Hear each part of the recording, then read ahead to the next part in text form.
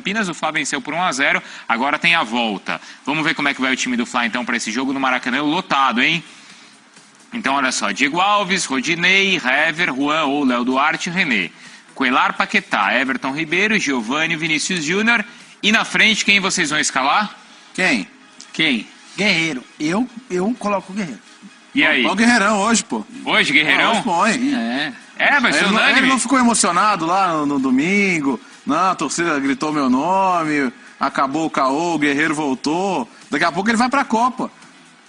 Põe ele aí pra jogar, pô. Tem um detalhezinho, ele é melhor que o Ceifador. Bom, E o pouco que ele jogou, detalhe. ele entrou bem no último jogo. Entrou bem. Eu acho que até acrescentou ao time em relação ao que o Ceifador vinha jogando.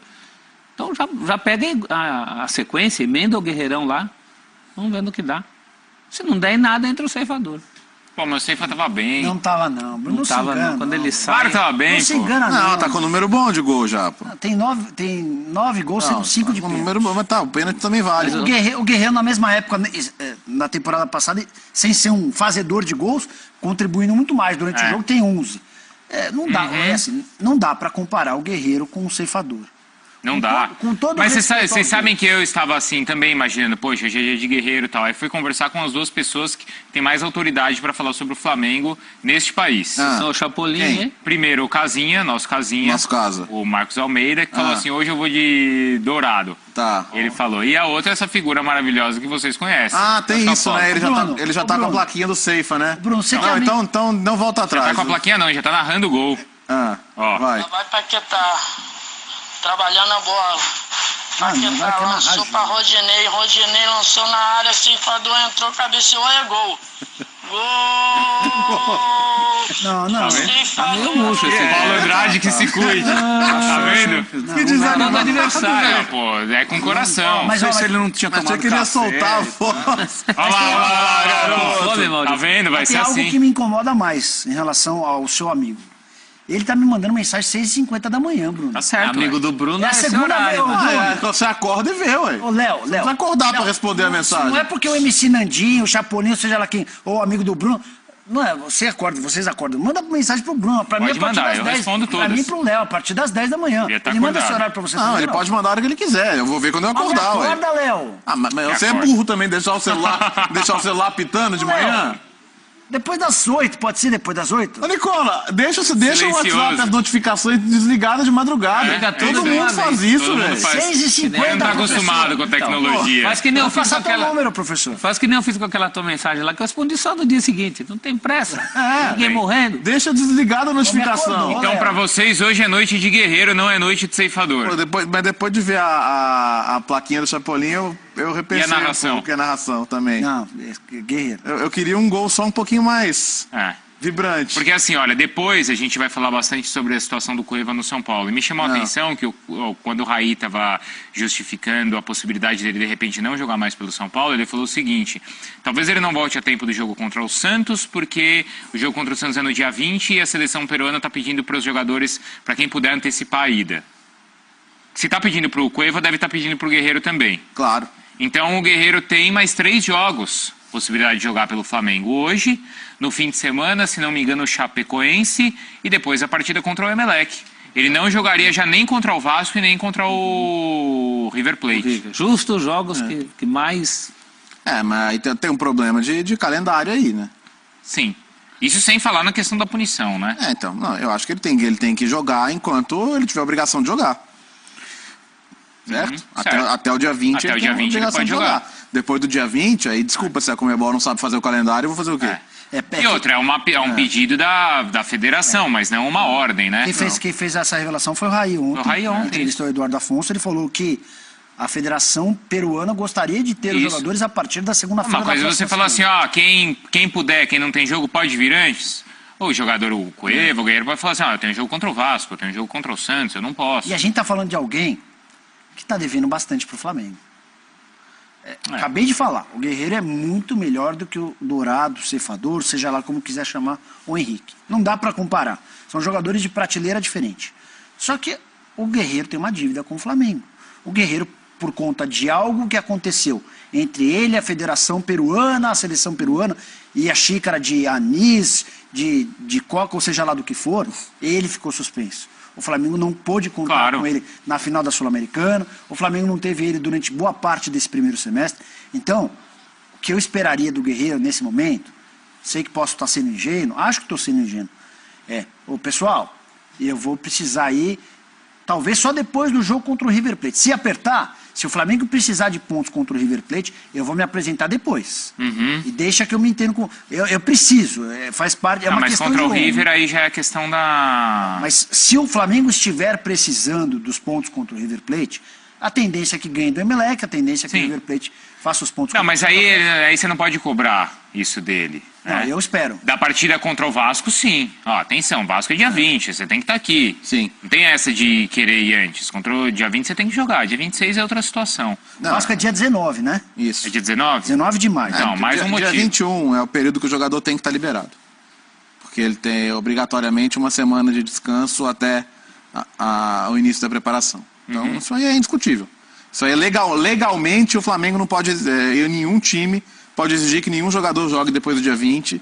A única exceção prevista pela FIFA é a final da Champions dia 26. Fora isso, não tem razão, não há razão legal para segurar o jogador depois do dia 20. Mas antes do dia 20 o cara tá à disposição, pô. Tem contrato, vai jogar, pô. E hoje é uma boa oportunidade. Eu acho. Sim. Né?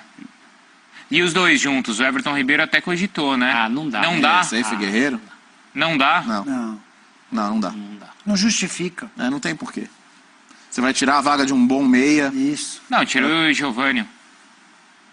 Não, mas eu não tô nem pensando no O Giovânio. Giovânio não vai jogar.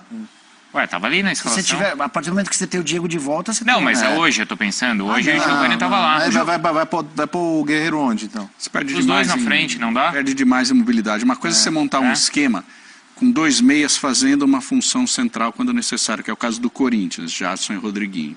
São jogadores que têm mobilidade, são meias que vão avançar e vão voltar.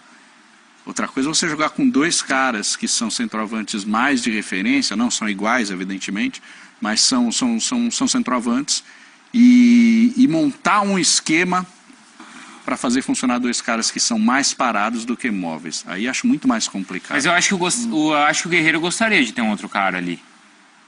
Quantas vezes a gente já viu o Guerreiro jogando? Não, tudo bem, vai não. Mas assim, quantas vezes o Guerreiro já jogou assim? No Corinthians mesmo ele jogava assim, não era o 9-9. Ele já chegou a jogar com outra pessoa lá na frente, com outro jogador. Mas era um jogador mais aberto, mais de lado, mais de mobilidade. Eles são dois momentos da carreira, tudo bem. A gente está falando de algo de 5 anos atrás, né? E o Guerreiro até voltaria mais que o Ceifa.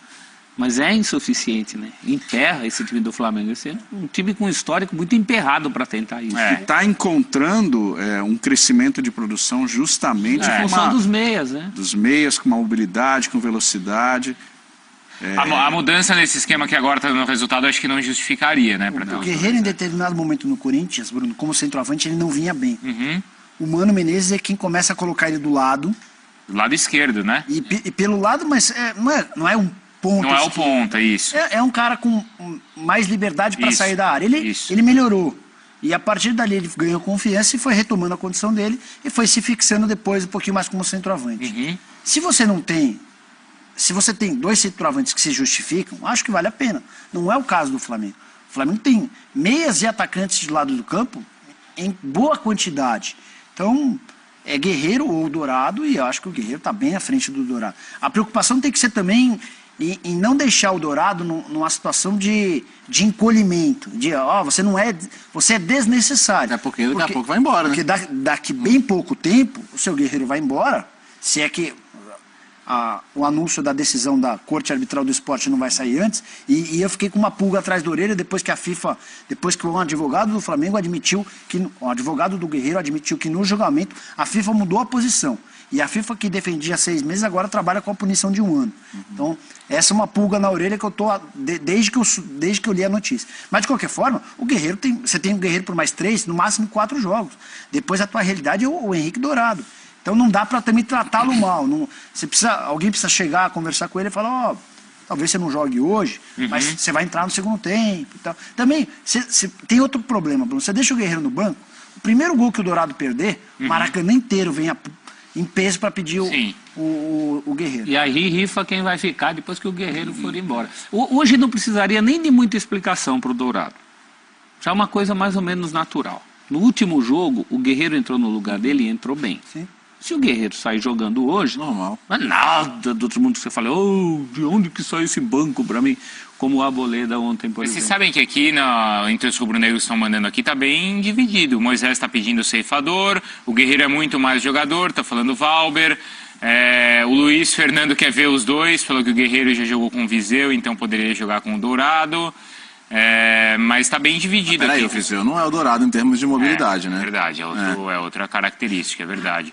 Vocês cogitam a possibilidade de deixar o Diego fora para ter os dois juntos? Não. Eles não entendem assim. O Pablo está falando que o Guerreiro não quer jogar mais pelo Flamengo, hora de colocar o Guerreiro para dar ritmo. Isso pode ser importante também para esses jogos aí, principalmente contra o Emelec, né? Para o jogo contra o Emelec, Sim. que é o jogo mais importante aí para o Flamengo.